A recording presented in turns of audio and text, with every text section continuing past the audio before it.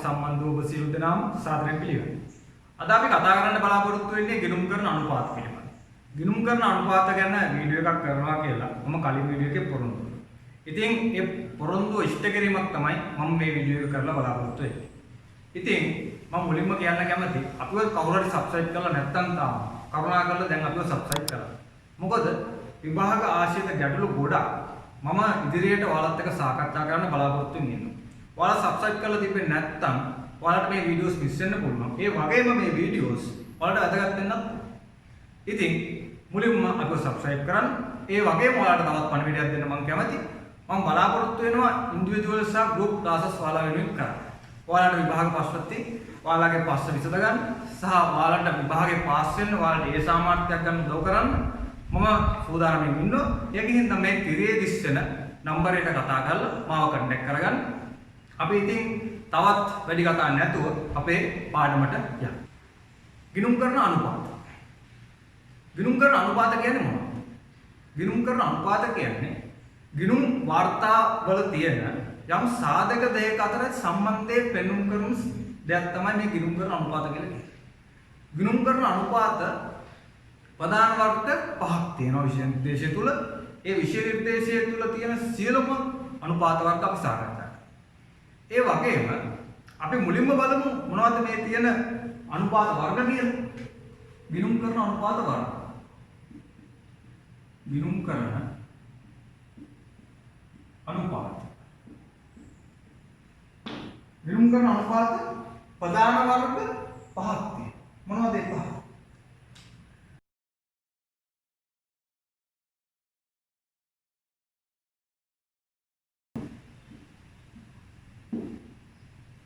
දැන් කාට හරි හිතෙන්න පුළුවන්. ඇයි අපි මේ අනුපාත ගණනය කරන්නේ? මේ අනුපාත ගණනය කිරීමේ අරමුණු මොනවද? ඉතින් මේක බොහොම පැහැදිලි.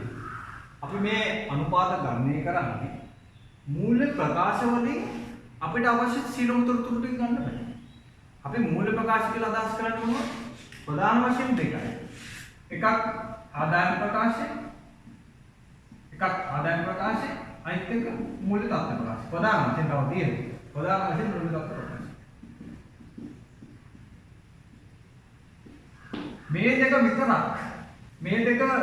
විතරක් අධ්‍යයනය කරලා අපිට ආදායම් ප්‍රකාශය මූල්‍ය තත්ත්ව ප්‍රකාශය විතරක් අධ්‍යයනය කරලා අපිට අවශ්‍ය සියලුම තොරතුරු ලබා ගන්න බෑ.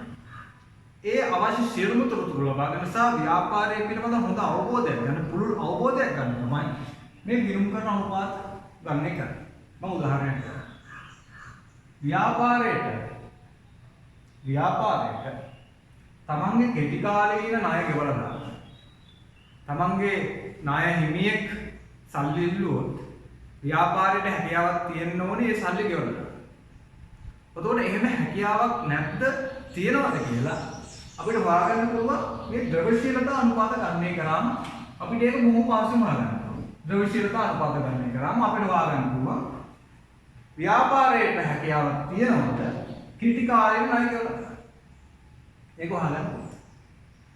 ඒ වගේම තෝරන අනුපාත ගණනය කරලා අපිට හොයාගන්න පුළුවන් ව්‍යාපාරයේ දිගු කාලීන පැවැත්ම පිළිබඳ අපිට තීරණය ගන්න.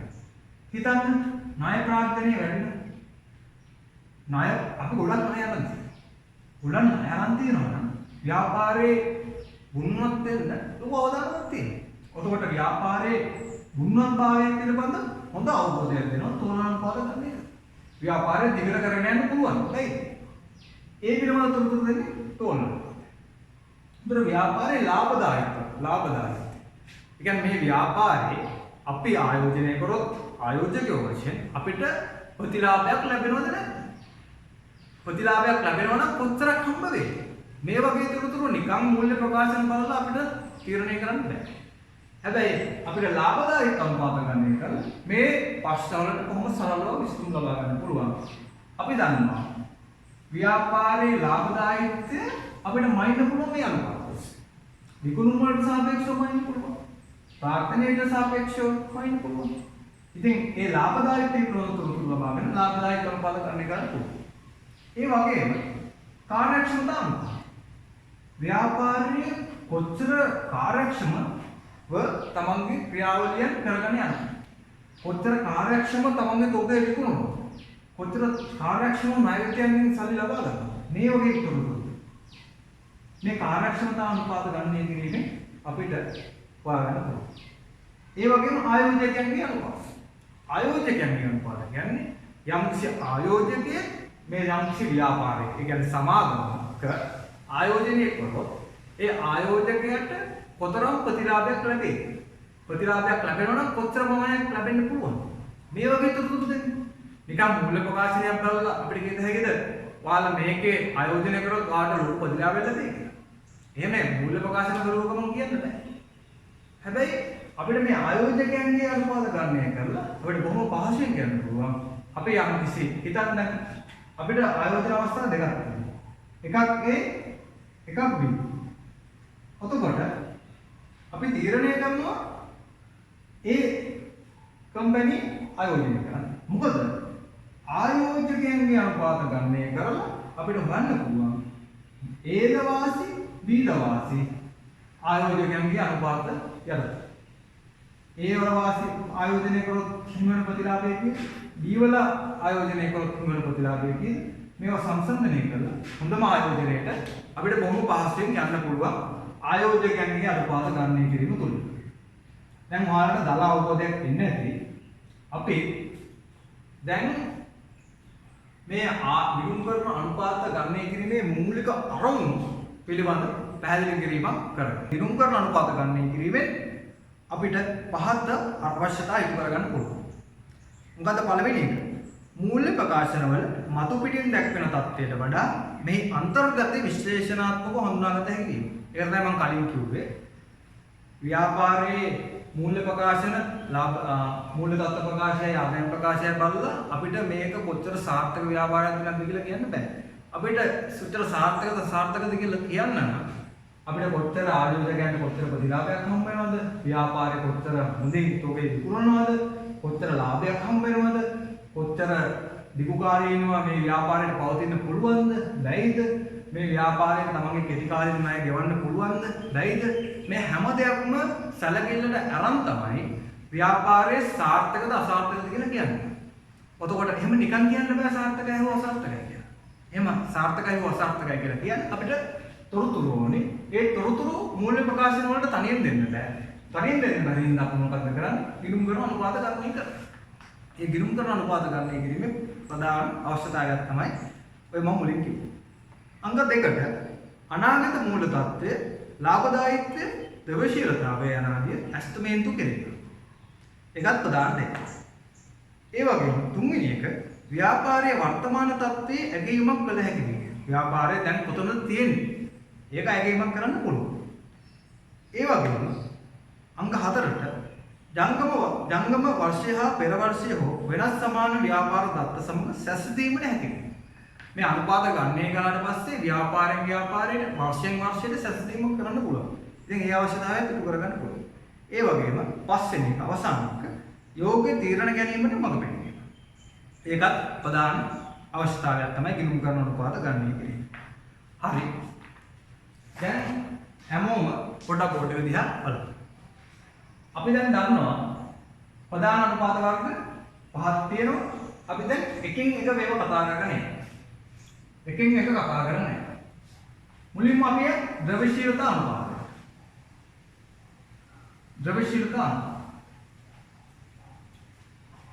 ද්‍රව්‍යශීලතා අනුපාත කියන්නේ ව්‍යාපාරයේ කෙටි කාලීන ණය ගෙවීමට ඇති හැකියාව තමයි මේ ද්‍රව්‍යශීලතා අනුපාත ගණනය කිරීමෙන් අපි ව්‍යාපාරය බලාපොරොත්තු වෙන්නේ. මෙහෙම ව්‍යාපාරය තියෙනවා. ව්‍යාපාරේ මේ ව්යාපාරය කියලා හිතන්න.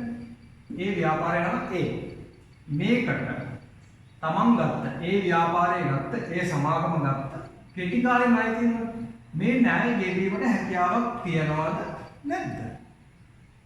ඒක අපි හොයන්නේ ද්‍රව්‍යශීලතා අනුපාත ගණනය කරලා. අපි දැන් ඒ අනුපාත ගණනය කරමු. ප්‍රධාන අනුපාත වර්ග දෙකක් තියෙනවා. එකක් ජංගම අනුපාතය. අනිත් එක ශනික අනුපාතය.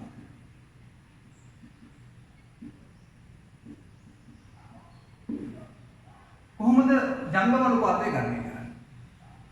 ජංගම අනුපාතය ගන්න කරන්නේ මෙන්න මේ. ජංගම අනුපාතය සමානයි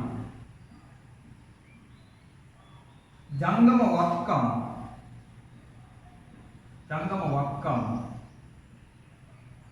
බෙදීම ජංගම වගකීම.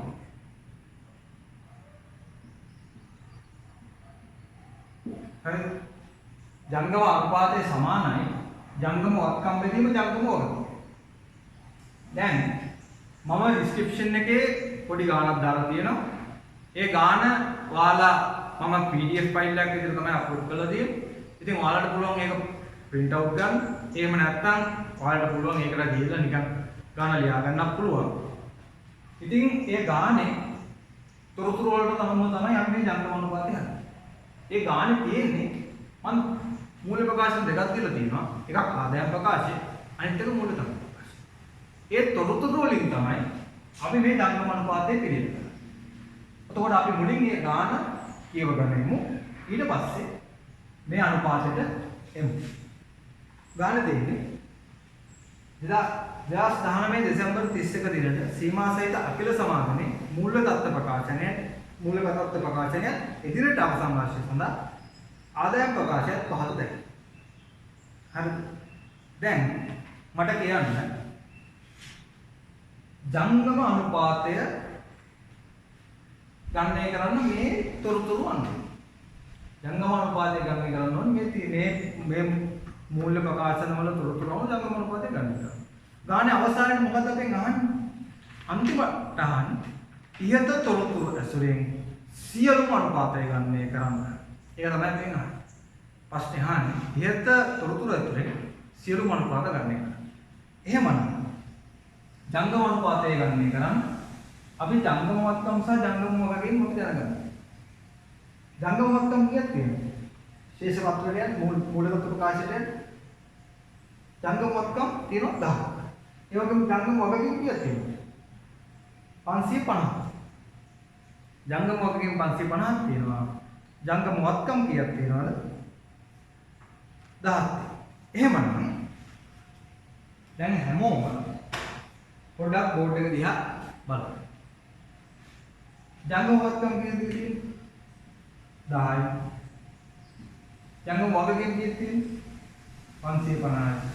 එහෙමනම් උත්තරේ 1.8ට 1. මොකද්ද මේ 1.8ට 1 කියන්නේ? 1.8ට 1 කියලා කියන්නේ සෑම ජංගම වගකීමක්. ඒ කියන්නේ රුපියලක ජංගම වගකීමක් පියවන්න. ඒ කියන්නේ කෙටි කාලීන මූල්‍ය බැඳීම් පියවන්න. කෙටි කාලීන ජංගම වගකීම්. ජංගම කියන්නේ කෙටි කාලීන.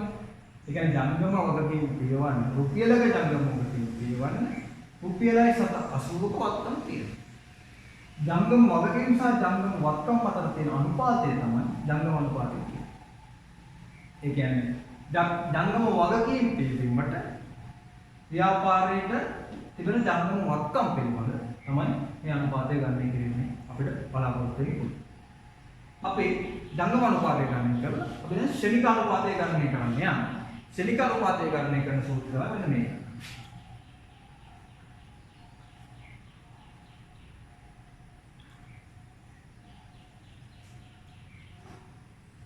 ශනික අනුපාතය.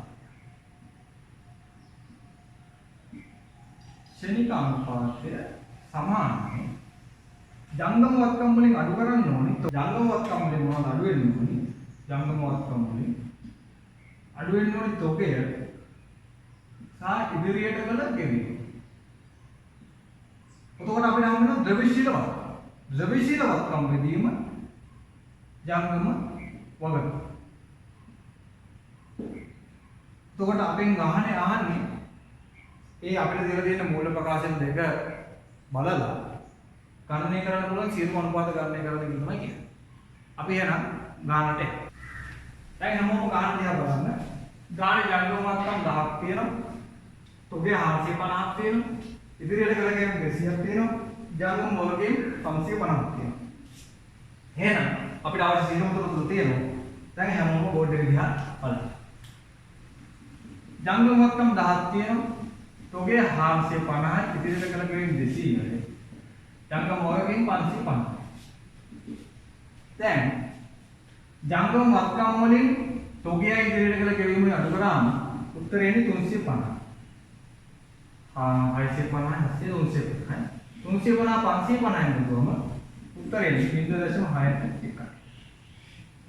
මේකෙන් අදහස් වෙන්නේ රුපියල් එකක් වටින ජංගම වගකීමක් පියවන්න අපිට තියෙන්නේ රුපියල් 0.6ක් වටින ශනික වත්කම්.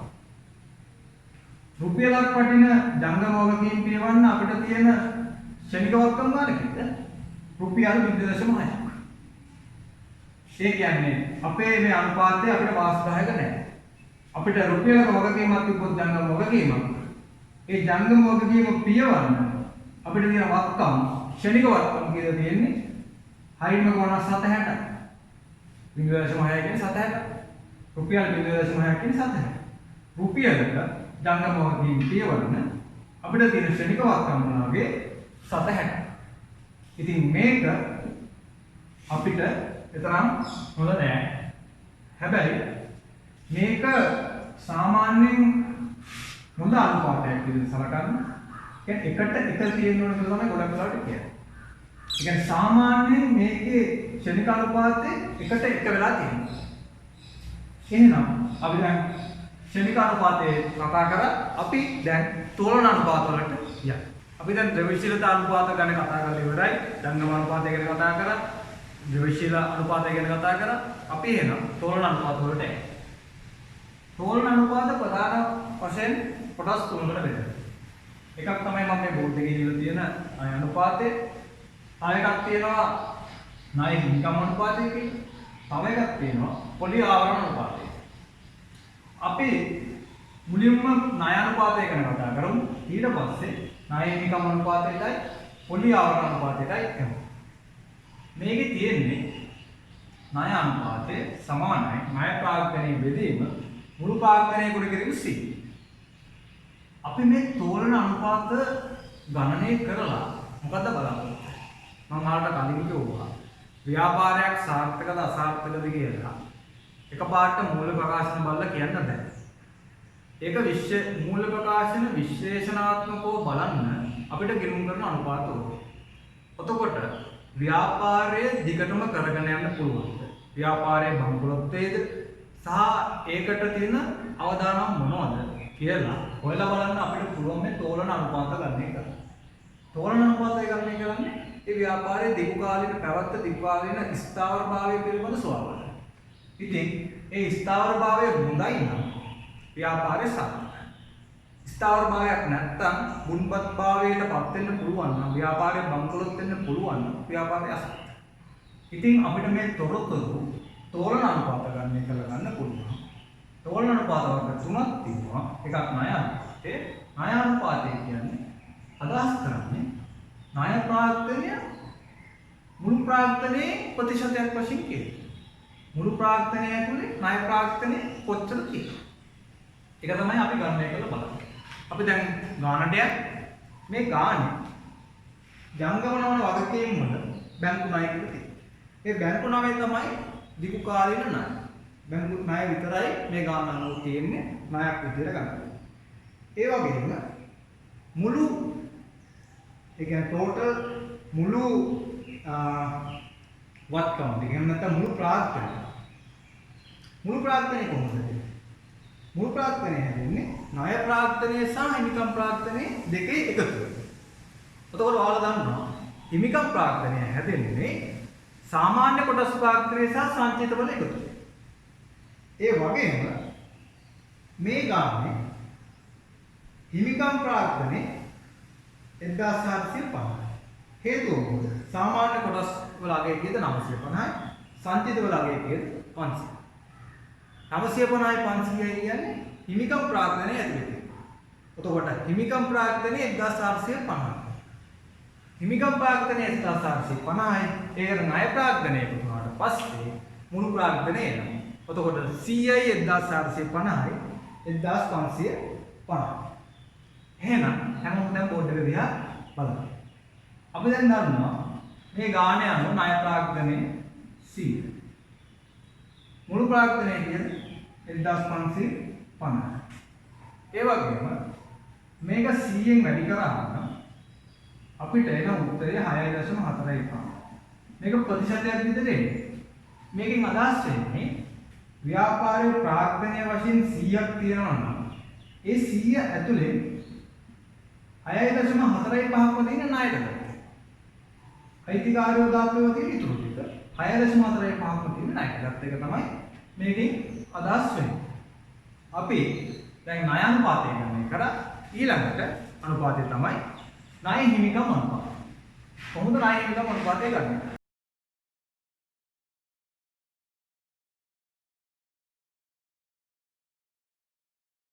ණය ප්‍රාග්ධනයේ හිමිකම් ප්‍රාග්ධනයෙන් බෙදලා අපිට ණය හිමිකම් අනුපාතය ගණනය කරන්න පුළුවන්. මේ එක විදිහ. මේ අංක එක. මේ විදිහට ගණනය කරන්න පුළුවන්. තව විදිහක් තියෙනවා. ණය හිමිකම් අනුපාතය ගන්න එක. ණය හිමිකම් අනුපාතය. මෙන්න මේ විදිහට ගණනය කරන්න පුළුවන්. ණය ප්‍රාග්ධනය බෙදීම හිමිකම් ප්‍රාග්ධනය ගුණ කිරීම 100. මේ විදි දෙකටම අපිට ණය හිමිකම් අනුපාතය ගණනය කරන්න පුළුවන්. මේ එකම අනුපාතයක් මේ ගණනය කරන ආකාර දෙක තමයි මම කිව්වේ. අපි එහෙනම් ගානේ තොරතුරු වලට යමු. ණය හිමිකම් අනුපාතය අපිට හොයන්න ණය ප්‍රාග්ධනය ඕනි හිමිකම් ප්‍රාග්ධනය ඕනි. අපි දැන් දන්නවා ණය ප්‍රාග්ධනයේ බැංකු ණය තියෙන්නේ 100යි. හිමිකම් ප්‍රාග්ධනයේ කොටස් දෙකකින් හැදෙන්නේ. එකක් සාමාන්‍ය කොටස් ප්‍රාග්ධනයේ 950යි. ඒ වගේම සංචිත කියලා 500. එතකොට මුළු හිමිකම් ප්‍රාග්ධනයේ විදිහට 1450. එහෙමනම් අපිට ගාන හදන්න අවශ්‍ය සියලුම තොරතුරු තියෙනවා. අපි එහෙනම් බෝඩ් එක දිහා පොඩක් අට්ටිය බලන්න. අපි දන්නවා අපි දැන් මුලින්ම මේ පළවෙනි විදිහට ගාන හදලා බලමු. පළවෙනි ක්‍රමයෙන් ගාන හදනවා නම් ණය ප්‍රාග්ධනයේ අපි දන්නවා 100. හිමිකම් ප්‍රාග්ධනය දන්නවා 1450. උතර මේ දෙක අතර අනුපාතය මෙහා අනුපාතය කීයද? අනුපාතය බොහොම පහසුයි. 100 බෙදින 1450. ඒ කියන්නේ 0.0688. ඔක තමයි. ණය හිමිකම් අනුපාතය කියන්නේ මෙන්න මේ. ඒ කියන්නේ ණය ප්‍රාග්ධනයයි හිමිකම් ප්‍රාග්ධනයයි අතර තියෙන අනුපාතය.